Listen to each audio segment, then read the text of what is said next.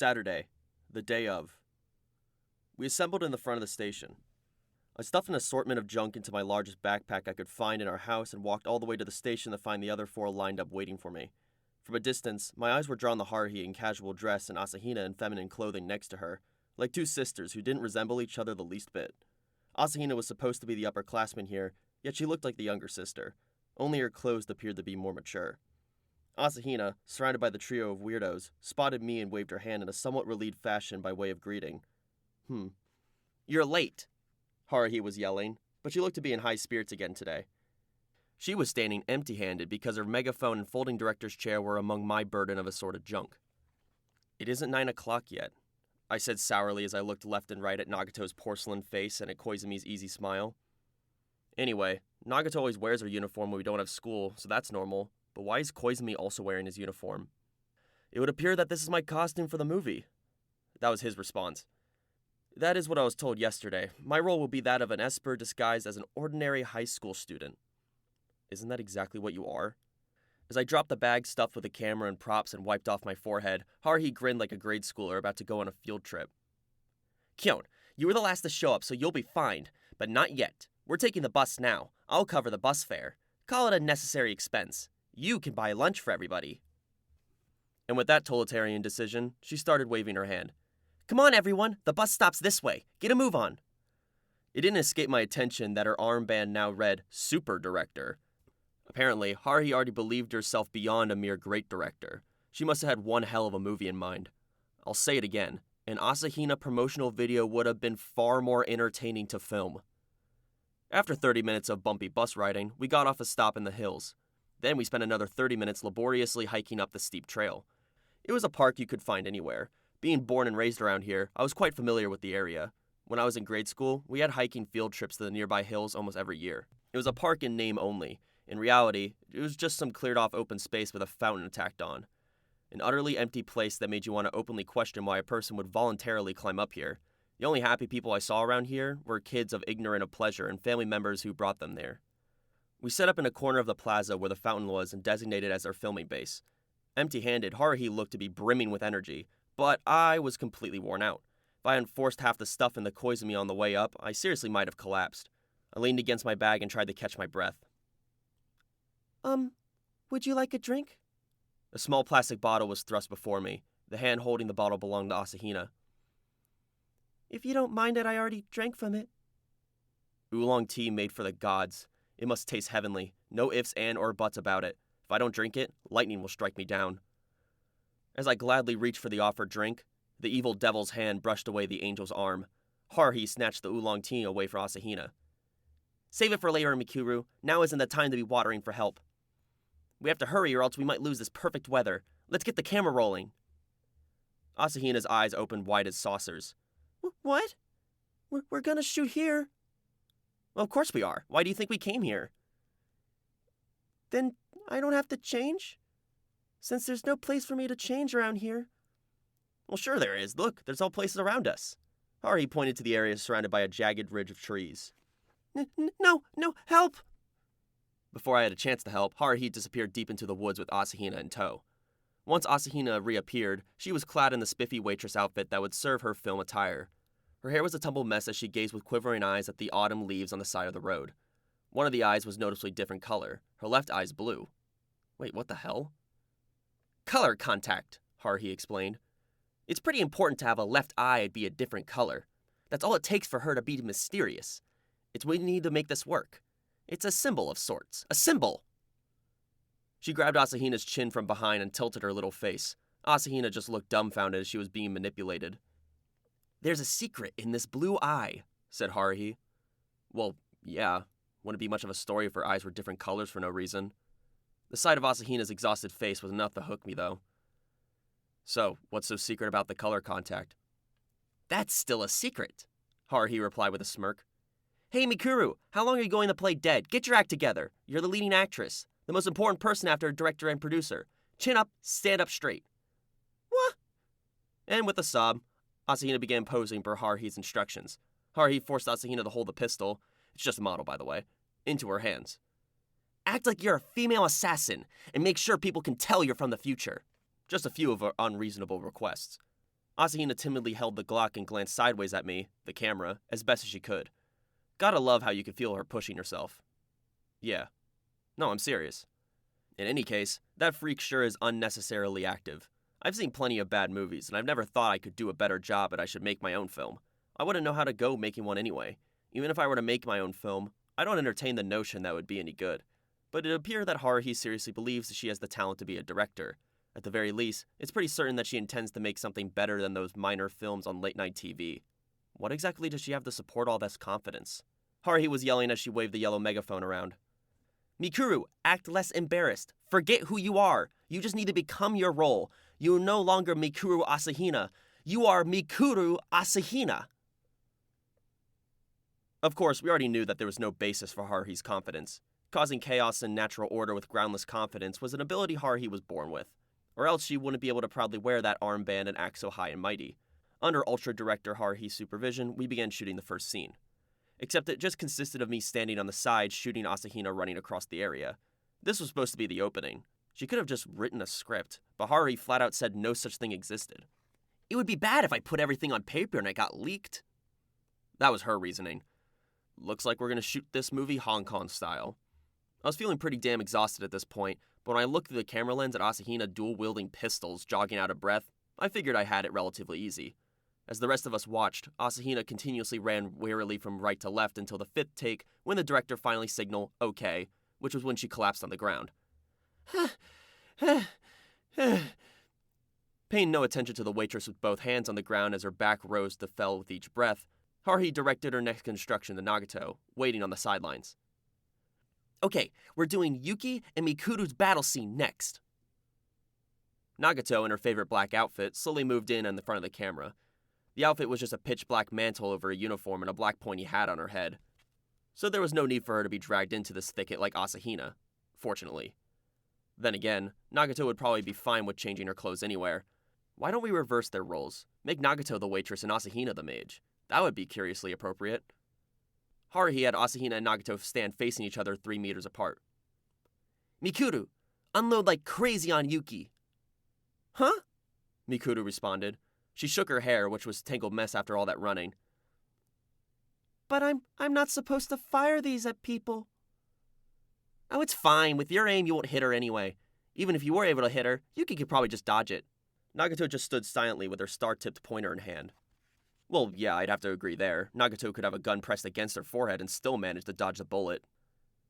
Looking like a newly hired waitress having to report a broken dish to a scary chef, Asahina nervously glanced up at Nagato. It's fine, replied Nagato, and with a spin of the pointer, she said, Shoot me. See, she says it's fine. Fire away. And just a heads up, you don't fire both at the same time. You alternate. That's the basic principle of dual-wielding pistols. Koizumi was holding the reflector board above his head. Haruhi had brought it from God knows where. The photography club might be reporting a theft right about now. Anyway, Koizumi, aren't you the leading man? One must adapt to the circumstances as they change. I'm more disposed to being on the side of the camera. I've been thinking since yesterday about a way to remain backstage. Asahina, straining to hold up the pistols, fired rapidly with her eyes shut tight, and I stood to the side filming that sight. I really couldn't see the BB trails, but considering that Nagato was standing completely still without even a flicker of emotion across her face, I guess she wasn't really scoring any hits. Maybe she's just using magic. Or so I was thinking when Nagato slowly raised the pointer and whirled it before her face. Bullets began falling to the ground with a clatter. Even without glasses, her vision was incredible as ever. Nagato was staring at the muzzle without a single blink. But then again, blinking just because, quote, it would be unnatural to blink every once in a while, would feel even more unnatural. Whether she was walking around with her pupils wide open, breaking through ceilings, or teleporting around, I would no longer be surprised. Which is why I wasn't surprised right then. Nagato waved the pointer sporadically like a broken windshield wiper, and with each swing, BBs fell with a clatter. In any case, I'm sure this was a boring battle scene. Nagato was only waving her hand around, and Asahina was only firing those 2 Glocks or Berettas or whatever. And she wasn't really hitting anything. First of all, Haruhi only told her to unload like crazy, and didn't give her any lines. All we could hear was Asahina moaning and wailing in her lovely little voice. The whole thing felt more like a half-hearted battle scene between a viper and a mongoose who had agreed to avoid any fatal blows beforehand. Yes, that should do it! Once Asahina had run out of bullets, Haruhi tapped her shoulder with the megaphone. I lowered the video camera and approached Haruhi, sitting cross-legged on the director's chair. Hey, Haruhi, how is this a movie? I have no idea what the story's about. Super Director Suzumiya gave me a side glance. Oh, that's fine. I plan on having a lot of cut and paste work done and in the editing phase anyway. Who's going to be doing it? This cut and paste work? I have a feeling the word editing has been included in my list of duties. At least put in some lines, I suggested. We can just remove the noise and dub over later if we have to. We're going to add some sound effects and background music. There's no need to think about too much at this point. Well, yeah, considering that the story's only in your head at this point, there's nothing for us to think about. Ugh. At the very least, I have to take care to keep Haruhi's sexual harassment of Asahina to a bare minimum. No other males are allowed to touch her body. That's where I draw the line. No one's got a problem with that, right? Let's move on to the next scene then. Time for Yuki's counterattack. Yuki, wreck Mikuru with your magic. Nagato's eyes, darker than her costume, turned to me from under the brim of her black hat. Her head tilted at an angle only I could distinguish. I basically got the message. Nagato was asking if it was okay. No, was the obvious response. Magic aside, I couldn't give permission to hurt Asahina in any way. Look, she's all pale and trembling and stuff. Of course, Haruhi had no idea that Nagato could use this incomprehensible, spontaneous magic. She just wanted her to act like she was using magic. Nagato appeared to understand and, while remaining completely silent, raised the antenna pointer and began waving around the way audience members at a concert wave glow sticks. Yeah, that's good enough, said Haruhi. We'll add visual effects to this scene. Kyon, make it so there's beams shooting out of Yuki's wand later. How am I supposed to add in effects like that? I don't have the ability. If you're planning on borrowing stuff and equipment from Industrial Light and Magic, though, that's a different story. And that's when Mikuru should scream, and then fall down in pain. After a moment of nervous hesitation, Asahina murmured, before suddenly falling onto her face. Nagato stood next to a fallen Asahina like a grim reaper come to claim her soul. I stood filming the whole time while Koizumi stood next to me, still holding up the reflector board. The stares from all the families around us were starting to hurt a little. After being granted a brief respite in the most compassionable act by Haruhi, we sat in a ring on the ground. Haruhi was replaying the film I had shot with a deliberate look of her face as she nodded to herself. A number of children had scurried in between Asahina and Nagato and were asking questions like, "What show is this for?" Asahina shook her head with a weak smile while Nagato completely ignored them, becoming one with the land. I had no idea what scenes the footage I was taking would be used for since Haruhi refused to tell us, but the super director informed us that we would go into a nearby shrine next. Break's over already, huh? There are doves there. Well, that's the case. We're going to film Mikuru walking with doves flying around in the background. I prefer doves that are completely white, but I'm willing to take any color at this point. I was pretty sure that we were going to find typical park doves. With her arm linked and an already worn-out Asahina's arm, so she wouldn't be able to run away, Asahina walked through the forest park towards the street. Koizumi and I divided up the equipment and followed like local Sherpas training a film crew doing a piece on the jungle. We eventually arrived at a large shrine in the middle of the mountains. I hadn't been there in a while, not since a field trip in grade school. Haruhi stood in front of the sign with the grounds that said, "Do not feed," while spreading breadcrumbs like she was trying to make flowers bloom on a wilted tree. Guess she can't read either. All at once, the ground was covered by a swarm of doves, endlessly dropping from the sky.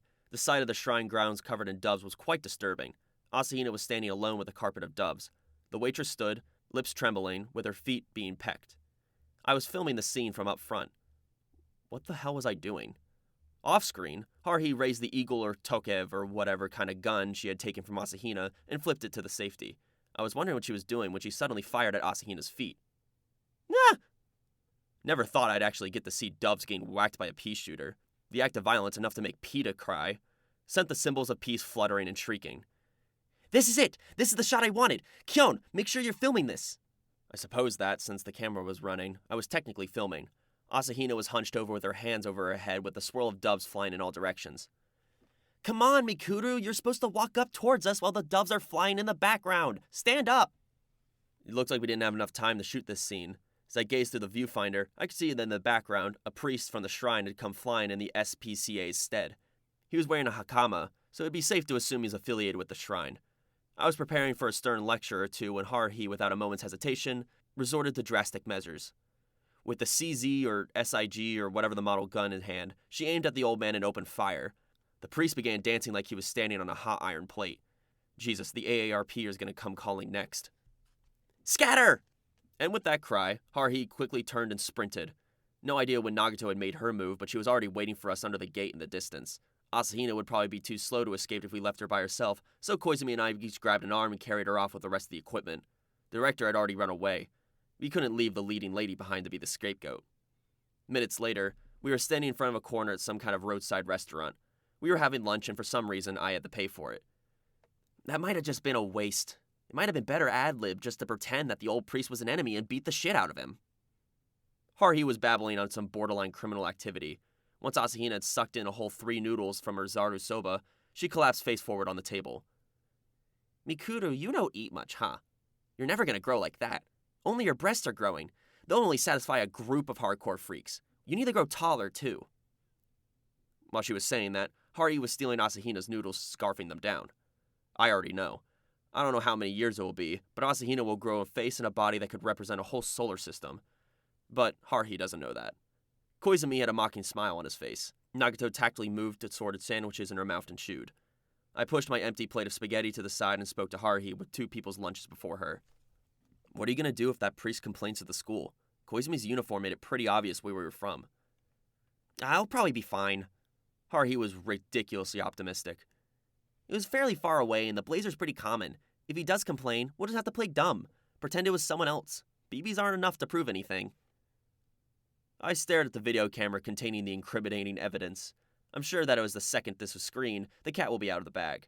I doubt there is another waitress in the area willing to go to a shrine and be surrounded by doves. So, where are we going next? We'll go back to the park. On second thought, that wasn't enough to be a battle. Yeah, we're gonna need more intention action to grip the audience hearts. Oh yeah, I can picture it already. Mikuru running frantically around the forest, pursued by Yuki. And then, Mikuru falls off a cliff, and that's when Koizumi, who happens to be passing by, saves her. How's that sound? Pretty haphazard turn of events. What kind of high school student would happen to be walking by in the middle of these mountains in his uniform? Pretty damn suspicious. And I had a feeling Haruhi really intended to shove Asahina off a cliff. Yeah, Haruhi, you should take that fall. Put on the costume and act as Asahina's stunt double. Well, you're missing a bit of the curves. As I was pondering such matters, Haruhi raised her eyebrow and gave me a sideways look. Are you thinking about something else? You better not have been picturing me in the waitress outfit. Well, that was an accurate guess. I'm the director. I can't merely step in front of the camera. If you try to chase a couple of rabbits, you'll end up tripping over a stump and falling down. Aren't you also supposed to be the producer?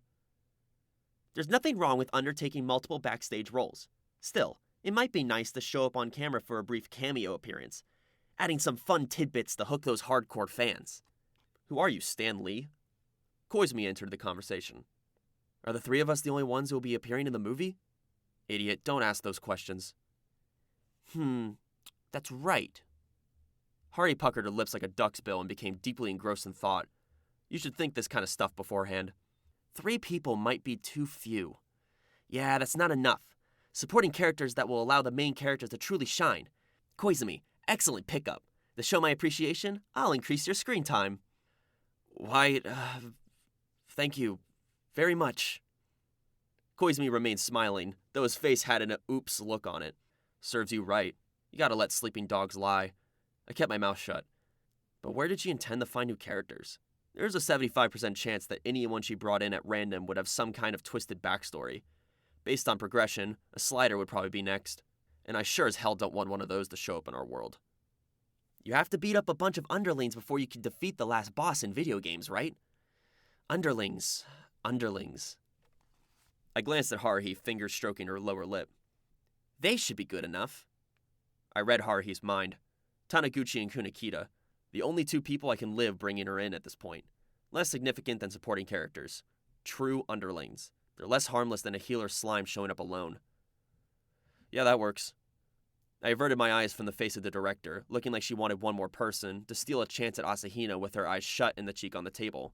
She's even cute when she's asleep, even if she's faking it. I turned to look at Nagato, slurping her soda in that Grim Reaper getup. Once I was done observing her utter lack of emotion, I turned back to Haruhi. So, what's next? Where are we filming? Haruhi slowly gulped down the soba broth, buying herself the time it took until it finished. When she was done, she spoke. Well, in any case, we need something bad to happen to Mikuru. A poor little girl undergoes ordeal after terrible ordeal until she finally gets her happy ending. That's the theme of this movie. The more Mikuru suffers, the more impact the final catharsis will have. Don't worry, Mikuru, the movie will have a happy ending. The ending will be the only happy part. In the meantime, Asahina has to suffer director Haruhi's abuse. Well then, wonder what kind of scenario Haruhi has prepared. Since I appear to be the only restraint on Haruhi, I'll need to pay extra special attention. By the way, what's a catharsis? Asahina's closed eyes were now half open and looking at me, pleading for help. The case of hectochromia, where only her left eye was blue.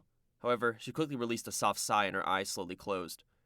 What is this? Are you saying you can't rely on me? Hey, since Koizumi and Nagato won't serve as any sort of obstruction at this point, I'm your only ally you got. Of course, it's not like I've had any success trying to stop Haruhi in the last 6 months. I wish you'd at least accept my chivalrous intentions, though I can't deny that this feels about as empty as throwing a lance at a windmill. To be honest, I was wondering if I should even stop her. Half a year ago, I felt I absolutely had to stop her from founding the SOS Brigade, even if I had to tie her arms behind her back. In the end, while I was dilly-dallying around, Haruhi went ahead and prepared a room and members.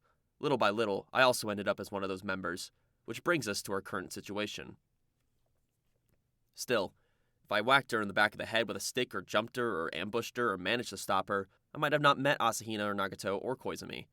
Or we would have met under different circumstances, which means I wouldn't have known about unbelievable things like aliens and time travelers. We would just pass each other in the hallway like total strangers. Please don't ask me right now which way would have been better. I've already heard self-promotion spiels from the other 3 members.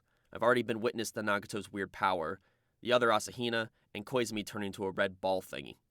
If we went to some parallel world, you could probably find a version of me that hasn't spoken a word with Haruhi or the other 3, so go ahead and ask him. I don't have an answer. But I had to come up with an answer for this current situation. Filmmaking. It's a pretty normal cultural festival activity. Nothing's wrong with that. The only weird thing would be inside Haruhi's head, but at this point, that would come as a surprise to nobody.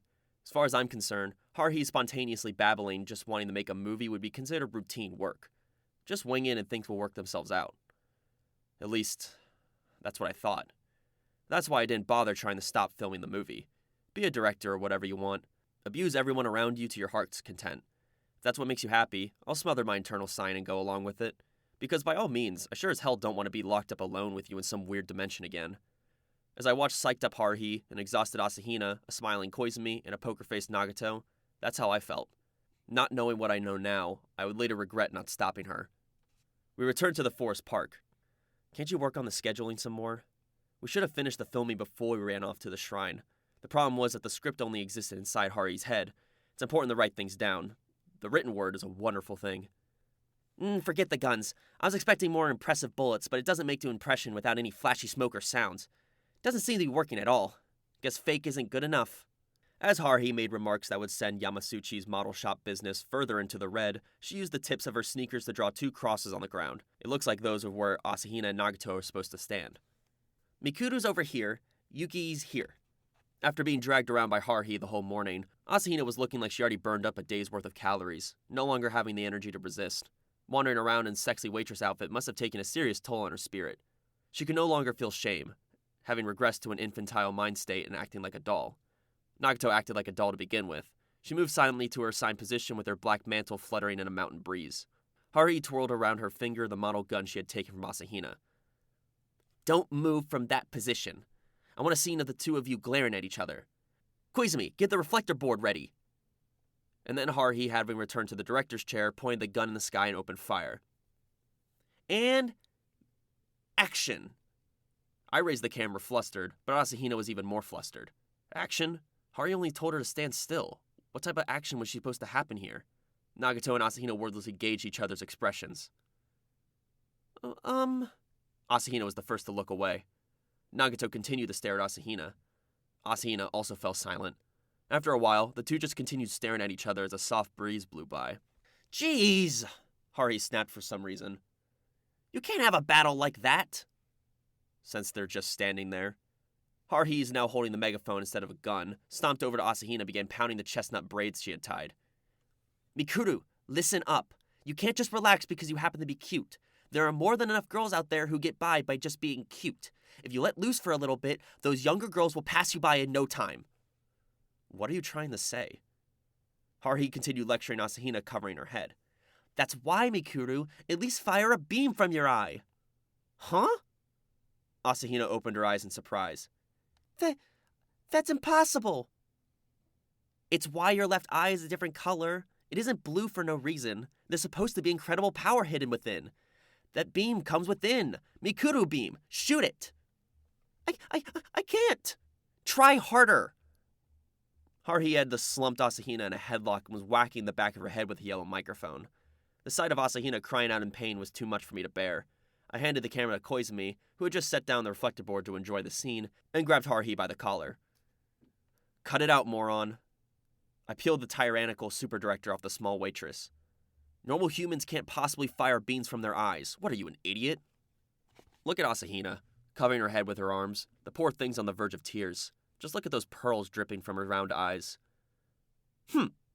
Haruhi, still in my grip, turned to the side and sniffed. Well, I obviously know that. I released my grip. Haruhi tapped the back of her neck with the megaphone. I was just telling her to use as much effort as it would take to shoot out beams. Since she has so little drive, it's hard to believe she's a leading actress.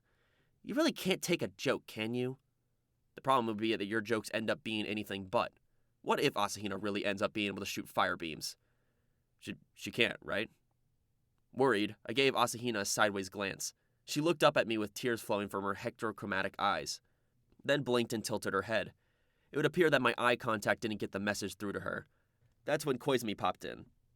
Perhaps we can use some CG effects after we're done filming to handle that section. Koizumi, with a tissue box in hand, flashed a friendly smile like a con artist and handed the box to Asahina.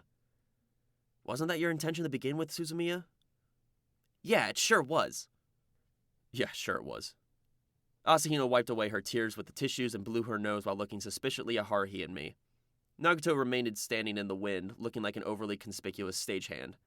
Can't the sun set already? Can't wait for it to become too dark to film anything. That was no good. We're doing a retake. Put your hands like this as you shoot. Mikuru beam! Something like this? No, like this. And shut your right eye. Apparently, the beam fires from her eye with her left hand displaying a victory sign next to her left eye while winking. Mikuru, try saying it. Mikuru beam! Louder! Mikuru beam! Don't be shy about it. Mikuru beam! Shout it from your belly. What is this, some kind of comedy act? Asahina was shouting until she was red, coerced into her diaphragmic breathing by Haruhi. The stares from the wandering kids and families around were pretty painful. I wanted to tell them that this wasn't a show for them to watch, but since we were shooting a movie, we weren't technically putting on a show. Maybe we should just film the making of scenes. I don't know what a Haruhi-style happy ending would be like, but we've got more than enough for a Mikuru Asahina promo. And Asahina and Nagato were back standing on their respective cross marks. Koizumi was holding the reflector board and a touchdown signal. Haruhi was reclined next to him, and I had circled around the 2 meters behind Nagato, garbed in black, to film Asahina over her shoulder. This camera angle was per Haruhi's instructions. An abrupt transformation soon followed. Okay, fire the beam now! In response to Haruhi's shout, Asahina uncertainly struck a pose. Mikuru beam! She shouted adorably in a forced falsetto and an obvious look to the camera. In that instant, the camera viewfinder suddenly went pitch dark. Huh? I didn't know what happened. I thought the camera had malfunctioned. I removed my eye from the finder to find an ominous-looking pointy hat. Nagato had her hand in a fist before my eyes. Nagato's right hand covered the lens and made it dark. Huh? Said Haruhi, whose mouth was wide open. The cross mark Haruhi had drawn was 2 meters in front of me. Nagato had been standing there just a moment ago.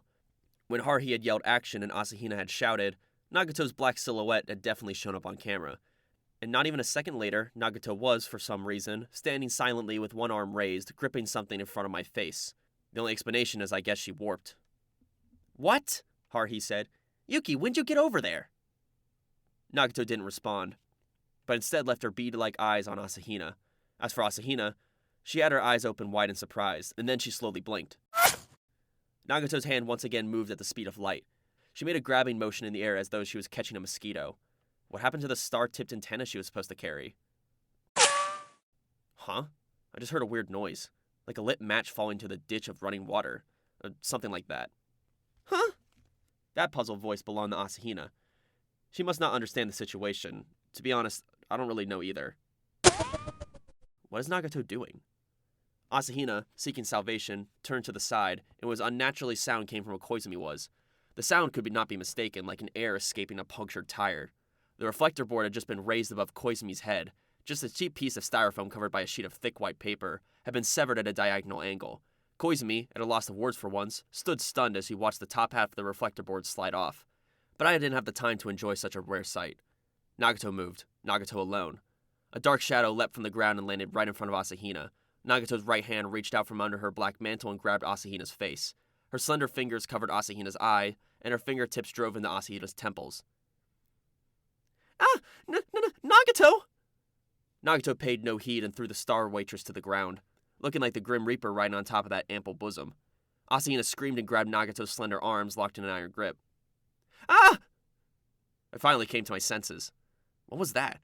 It looked like Nagato had teleported over to interfere with the filming, but then Koizumi's reflector board split in half, and then the alien attacked the time traveler. When did Haruhi tell the two of them to act out this scene? Well, I guess that's not possible. The director, along with Koizumi and me, was also at a loss, and the two of them didn't look like they were acting. Cut! Haruhi stood up and whacked her chair with the megaphone. "Hey, Yuki, what are you doing? This wasn't part of the plan." Nagato remained silent, riding on the struggling Asahina, whose white thighs were half exposed. Upon hearing the soft murmur, I turned to find Koizumi staring at the severed edge of the reflector board with a grimace on his face. He then noticed my face and gave me a strange look. What was that supposed to mean? Or who cares about Koizumi's looks? Right now, I have to do something about Nagato's all-out martial arts antics. I ran, with camera in hand, and toward the jumbled waitress and black-garbed mage. "Hey, what are you doing? Nagato!" The wide-brimmed hat slowly turned towards me. Nagato's black hole-like eyes looked up at me and her thin lips parted. My expectations that she would say something were shot. Nagato silently shut her mouth with a look on her face suggesting that she couldn't find the appropriate words for the situation, before gradually standing up in the mount position. With a jerk of her black-mantled right shoulder, her arm withdrew under her outfit. Asahina was lying on the ground face up, trembling in fear. Well, yeah, of course she was scared. If Nagato charged over with that emotionless look and threw me to the ground, I'd be shaking in my boots. Especially since with her current getup, she looks like some kind of dark wizard that you would really not want to bump into in the middle of the night. Might even make some people piss their pants. Nagato, eyes covered by the oversized pointy hat, didn't move an inch. She just stared at me. I gently helped the sniffling Asahina stand up. The sight of those long eyelashes, bordering gorgeous eyes brimming with tears, only served to make her even more attractive. "Man, what are the two of you doing? Please don't do stuff that isn't in the script." The director, who hadn't even written down a script, walked over and went, "Huh?" in a dubious voice that I just had. "Mikuru, what happened to your contact?" "What?" Asahina, clinging to my arms in tears, moved her finger below her left eye. "Huh?" The three of us could only stand around looking puzzled. In these situations, you're supposed to consult the person who had a firm grasp on the situation. "Nagato, do you know what happened to Asahina's color contact?" "Don't know," Nagato replied in a flat voice. Pretty sure she's lying. "Well, maybe it fell out during the tussle." Haruhi guessed incorrectly and began searching the ground. "Kyon, you help look. That wasn't cheap. It cost quite a bit." I joined the scampering Haruhi and got on all fours, even though I told her it was useless. I had a feeling I'd seen Nagato's right hand holding something when she got off Asahina, and that hand had been attached to Asahina's face when they were tangled together. "Why can't we find it anywhere?" My apologies to the duck-billed Haruhi, but I wasn't looking very hard. I turned to find Koizumi playing with the pieces of the reflector board, attaching and separating them. "Hey, you pretend to look too, man." Koizumi smiled. "It must have blown away in the wind. Well, since it's light." He was saying irresponsible things as he displayed the remains of the reflector board. Haruhi jumped up and took them from him. "What happened? It split in half?" "Oh well, it was cheap anyway. Well, can't expect anything more from our photography club. Koizumi, tape it back together in the back." And with those careless remarks, she turned to her crocodile-like gaze back to Asahina, who had spaced out after finally stopped crying. "We can't continue filming without the color contact. What do we do?" She appeared to be thinking. Eventually, she snapped her fingers as though a light bulb had just gone off in her head. "That's it! We'll say that the eye color changes after she transforms." "Transforms?" says Asahina. "That's right. It wouldn't be very realistic if you were always wearing that costume. That costume is what you'll be wearing after you transform. You'll usually be wearing a more normal outfit." There's something wrong with people trying to make fiction too realistic. Plus, I think she just admitted that dressing up as a waitress isn't normal. Asahina was rapidly nodding her head up and down. Is that really okay? I really want to wear normal clothes, really. Which is why Mikuru's normal outfit will be a bunny girl. Wait, why? Because that's the only one I brought. Your usual regular clothing will look too dull on screen. Wait! Oh my god, I just came with a backstory. Basically, Mikuru is your normal, average bunny girl, attracting customers for the shopping district. When she senses danger, she immediately transforms. She turns into the combat waitress. Well, isn't that perfect? Didn't you just say something about being realistic? Okay then, let's get started. Haruhi smiled a dangerous smile that looked like a crescent moon as she pinned Asahina's arm behind her back. Ow, ow, ow, ow, cried the waitress as she was taken into the woods. Well, I guess that's fine. I can only pray for Asahina, but it is very convenient for me that Haruhi runs off right now. Her sacrifice will not be wasted, and I can't wait to see her in a bunny suit. And that worked out well since I have something to ask Nagato. So what was up with that improv there? Nagato impassively pressed down on the brim of her pointy hat, leaving most of her face covered by its shadow, and slowly extended her right hand. The outfit was just something on top of her uniform, so her right sleeve was that of a sailor uniform. She then flipped her right index finger so it was facing upward. A blue contact lens was resting atop it. So you did snatch it. Here, Nagato murmured. Laser. And with that, she shut her mouth. You know, it's been on my mind for a while, but your explanations don't satisfy the bare minimum requirements. You could at least try talking for, I don't know, longer than 10 seconds. Nagato stared at her own finger. Invisible, coherent light possessing a high level of directivity. She spoke in an excruciatingly slow voice. I see. Invisible, coherent light. Sorry, I know even less now. Laser? I said. Yes, said Nagato. Well, that's quite a surprise, chimed in Koizumi. He picked up the contact in his fingers and observed it through the light. It looks like an ordinary contact lens. He sounds like he's really impressed. I couldn't figure out what to be surprised about, let alone be impressed. So what does this all mean? Koizumi chuckled. Could you show us your right palm? No, not you, Nagato. The black-garbed girl directed her gaze to me as though she was asking for my permission, so I nodded. Upon confirmation, she unclenched the remaining 3 fingers and thumb on her hand, at which point I stopped breathing. A gust of silence blew around the 3 of us. I shivered and finally understood. So that's what it was. Nagato's palm was riddled with a number of small black burned holes. They looked like they were the product of stabbing by red-hot tongs. There were 5 of them. I didn't have time to shield. Don't act so unconcerned about it. It looks damn painful. Very painful. Happened in an instant. So the laser beam came from Asahina's left eye?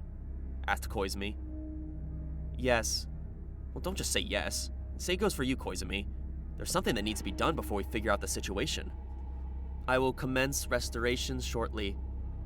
True to her words, the holes in Nagato's hand were swiftly covered by her original white skin, right before our eyes. What the hey? I could only groan. Was Asahina seriously firing beams from her eyes? Not a particle projection cannon. Concentrated light. Oh yeah, big difference. A laser or maser or the Markalite FAHP all look the same to an amateur. Like I'm gonna know the difference between an ion cannon and an anti-proton cannon. Who cares about how it works as long as it blows up monsters, you know? The problem here is that Asahina has been shooting off heat rays without any monsters around. Not heat rays. Photon laser. Like I said, big difference. Look, we don't need scientific verification. Nagato fell silent and closed her right hand. I covered my head with my arms while Koizumi flicked the contact. Was this an ability Asahina was already capable of? No, Nagato replied instantly. At the present, Mikuru Asahina is a normal human being. Her makeup is similar to that of ordinary people. So is there something special about this color contact? No, it is mere decoration. Thought so. After all, Haruhi was the one who bought it. Actually, that's the biggest problem here. The fact that she, and nobody else, was the one who brought it. There was something that needed to be emphasized.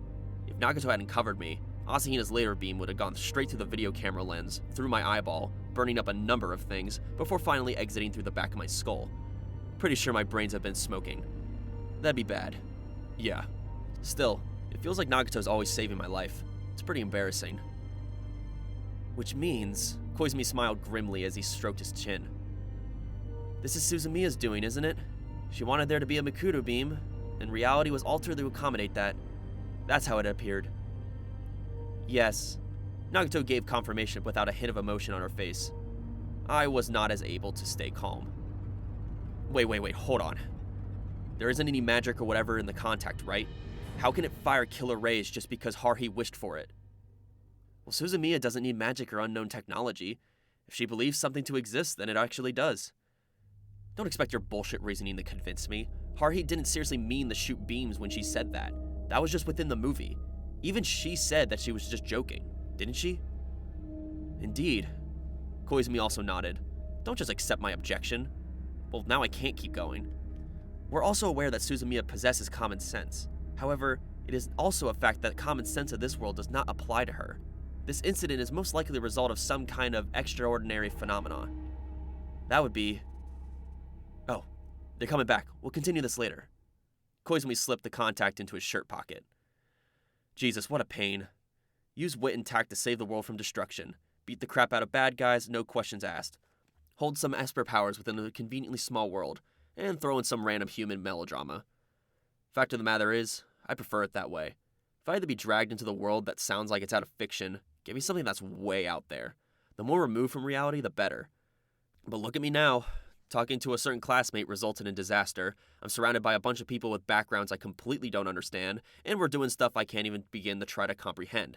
Shooting beams from eyes? What's with that? What's the point of trying? On second thought, not a single member of the mysterious trio of Asahina, Nagato, and Koizumi had actually proven their identity. All of them delivered their little introductions, but I'm still not crazy enough to buy their crap. Not even after being involved in all those incidents that might have suggested otherwise. Everything has its standards, and I got my own set of them. Though, they're starting to get out of whack. According to these people, first of all, Asahina was a time traveler from the future. She wouldn't tell me what year she was from, but I know why she was here, to observe Haruhi Suzumiya. Nagato was an alien-made humanoid interface. Don't even start going, what's that? Because that was my reaction too, so we're even. As for why something like that is on Earth, it's because of Nagato's superiors, the Data Overmind or whatever, apparently have interest in Haruhi Suzumiya. And then there's Koizumi, who is an Esper dispatched from some ridiculous organization known as the Agency. One of his missions was to transfer to the school, and his job is to monitor Haruhi Suzumiya. As for Haruhi herself, surrounded by 3 people with such bizarre profiles, her identity is still the greatest mystery. According to Asahina, she was a time warp. Nagato said that she was the potential for evolution, and Koizumi went so far to call her God. Seriously, guys, good job. Good work. And while you're at it, do something about Haruhi. Or this female brigade chief will remain a mystery and I will remain trapped in her neutron star-level gravitational field. I can live with it for now, but, try to picture how it'll be 10 years from now. What are we supposed to do if Haruhi's still Haruhi? That will be pretty ugly. Illegally occupying club rooms, prowling the streets with the eyes of a predator, going berserk while causing a ruckus, and unstable mood swings that can be forgiven when you're still a teenager. Not the actions of a grown adult. She'd just be a social misfit. Do Asahina, Koizumi, and Nagato still intend to go along with Haruhi at that point? As for me, I'll apologize first. Sorry, I don't have any intention of tagging along. Because time is unforgiving. Life doesn't have reset buttons falling out of the sky, and you're not going to find save points marked on the side of the road. It doesn't matter if Haruhi's distorted time, caused an explosion of data, or created and destroyed worlds. I'm my own person. She's her own person. I can't go along with her childish game forever. Even if I wanted to, everyone has to go home eventually. And if you look a year or 10 years into the future, that's an undeniable fact. How long are you going to keep grumbling? Shouldn't you already be used to being seen in this outfit? I could see Haruhi dragging Asahina away from the trees. Behave like an actress. Bravely shedding your clothes is a fast track to a Blue Ribbon Rookie Award. Not that you'll be shedding your clothes this time. Have to keep something in reserve. She looked like a hunting hound bringing in a rabbit. Haruhi returned with the bunny girl Asahina wearing high heels that didn't look very suitable for walking in the dirt. She had a smile on so bright, I was expecting her to sneeze at any moment. Once this movie's a success, I'll use the proceeds to take everyone to a hot spring. Think of it as a vacation. Mikuto wants to go, right? Still, well, whatever. I'll follow this through to the end. I would have preferred to be involved in something like the story from your movie. It would have been a perfect fit if I were the Itsuki Koizumi character's position, but it appears I don't have any hidden powers. I'll just behave and play your straight man. In a few years, we'll all be able to look back and go, yeah, we did some crazy stuff back then, and laugh about all this. Probably. Bunny girl Asahina walked along, looking even more embarrassed than she was as a waitress. Haruhi was the only one who had a smug look on her face. What are you so happy about? I pretended to fiddle with the focus on the video camera as I zoomed in on Asahina's cleavage. You know, I gotta check one thing. A small mole rested on her white left mound. Upon closer inspection, it was shaped like a star. Confirmation complete. This person's definitely my Asahina. Not a fake. What are you doing? Haruhi's face popped up in front of the lens. You're not allowed to shoot anything I didn't order. We're not filming your home videos. I know. Notice I didn't press the record button? I was just looking. Okay, everybody, gather around and get ready. We'll be shooting Mikuru's daily life now. Mikuru, just walk around naturally, and the camera will follow. What kind of girl shows up in a forest park in a bunny girl outfit on a daily basis? Oh, who cares about that? It's considered normal in this movie. Trying to apply realistic standards to fiction is just plain gross. I'd like you to return that line straight back to you, except in your case, you're applying fictional standards to reality, so it's the other way around. Afterward, Asahina, unaware that she could fire killer beans from her eyes, plucked flowers from the park, gathered dead leaves and blew them in the air, and danced and hopped around in the grass per Haruhi's instructions, growing more and more exhausted in the process. And then Haruhi dealt the final blow. This doesn't feel right with the mountains in the background. I suppose a bunny girl wouldn't be walking around in the mountains. Let's go into town. With that complete reversal of what she's been saying the moment prior, we found ourselves on a bus on the move again. The leading actor, Koizumi, who at this point had just been on lighting duty the whole time, was holding onto the strap with a taped-up reflector board and other items I had forced on him tucked under his arm. I was standing next to him, and Nagato stood next to me, like a dark shadow. Only Haruhi and Asahina were sitting in the empty seats. Haruhi had taken the camera from me and sat right next to Asahina, filming her from the side. Asahina had her head down as she answered Haruhi's questions in a subdued voice. It looked like the director was conducting an interview of the lead actress. The bus traveled down the winding mountain road toward the residential area. I prayed earnestly inside my heart that the driver wasn't constantly looking in the rearview mirror. Please keep your eyes on the road. Perhaps my prayers were heard, since our bus safely reached our station, our destination. By this point, the bus was filled with passengers who were staring at Haruhi, Asahina, and Nagato. The sight of those bouncy bunny ears and her exposed creamy shoulders at the back was devastating. It felt like the bunny version of Asahina would be the talk of not only North High, but the entire city. Then again, this might be Haruhi's aim. Did you see that there's a pretty girl on the bus yesterday? Oh yeah, I saw her too. What'd you say? I think she belongs to North High's SOS Brigade. SOS Brigade? Yeah, the SOS Brigade. The SOS Brigade, huh? I'll remember that. That's probably how she expects it to go. Asahina isn't the SOS Brigade's billboard. So what is she, you might ask? Well, obviously she serves as the tea girl for my spiritual balm. I'm sure that's what Asahina wants. For sure. Definitely. Of course, trying to tell Haruhi what you want is like trying to talk to a wall. Thanks to Haruhi's miraculous mechanism that repels anything inconvenient anyone else might have to say away from her eardrums. It might be osmotic pressure. If I figure out how it works, the Nobel Prize Committee might at least consider me a nominee in the psychology category. Anyone want to give me a shot? That day, Asahina was stuck in the bunny girl until sunset. As for what she did, well, she just walked around in that outfit. This wasn't much different from the usual magical mystery patrol, except that the extra attention had made it all the more tiring, and I was constantly worrying if someone might call the cops. Haruhi had no concept of what approval to film was, so she was free to shoot wherever she wanted. Her sense of freedom was about as dignified as papal authority during the age of Innocent III. I would say her definition of freedom was mistaken. Okay, that's enough for today. Haruhi finally looked in our face, signaling that our work was done, and the rest of us, except for Nagato, breathed a sigh of relief. It had been a long day. Tomorrow's Sunday, and I want a long, hard rest. Okay, everybody, see you tomorrow. Meet up at the same time and place as it was today. She said as though it was no big deal. We're receiving compensation, right? What's that? You realize that we're behind in filming. This isn't time for you people to be relaxing. You can rest all you want once the cultural festival is over. Until we finish, assume those red-letter days don't exist on the calendar. We're already behind schedule after 2 days of filming. Can you work on your own time management skills? Behind? Does that mean the hours of footage I shot today aren't going to be used? Or does Haruhi intend to make a taiga drama? We're not making a daily broadcast show here, just a one-shot amateur movie at a screen at a cultural festival. In any case, Haruhi didn't look like she was worried about a single thing. She shoved all the equipment on me, and, carrying her only armband and cell phone, turned with a top-class smile on her face. See you all tomorrow, then! We're definitely going to make this movie a success. No, With my directorial vision, this movie's already guaranteed to be a success. The rest depends on how hard you people work. Make sure you show up on time. If you don't show up, there'll be lynching and heads will roll.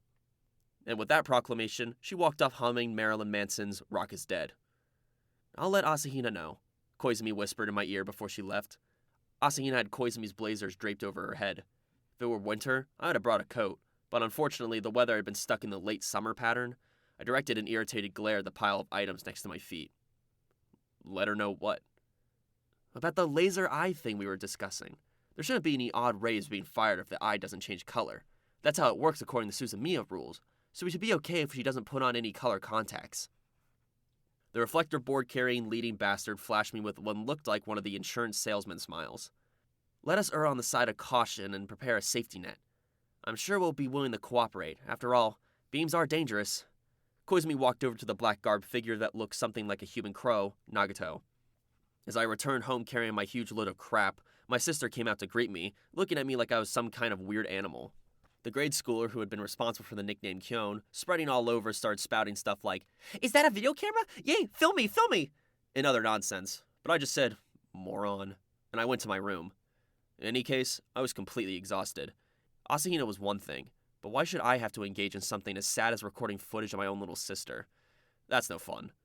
I sat down my bag along with the backpack and paper bags before collapsing on my bed, attending a brief moment's respite before my mother sent my sister up to elbow smash me awake for dinner.